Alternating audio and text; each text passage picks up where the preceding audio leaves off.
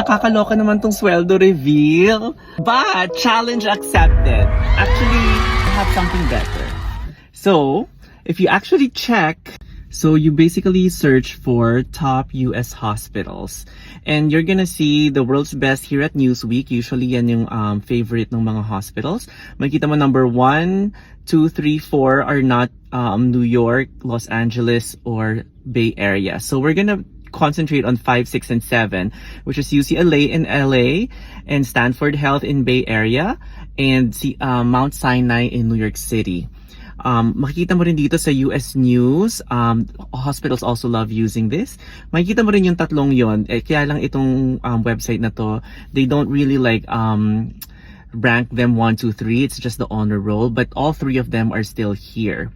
So, if we go to the websites, as what I said on the last video, you can actually search for the careers, and then makikita mo kung ano yung mga sweldo nila. So, ito ang Mount Sinai, nakalagay, $61.7647 per hour. Yun nga lang yung range nila parang mali, kasi same amount, 61 to 61. So, I'm guessing, yan ba yung lower range nila, yan ba yung upper range nila, or average ba yan? So, hindi ko talaga malalaman until maybe somebody applies to it. So kung meron taga Mount Sinai dyan, let us know. And it's a staff RN, med surg, telemetry in New York City full-time.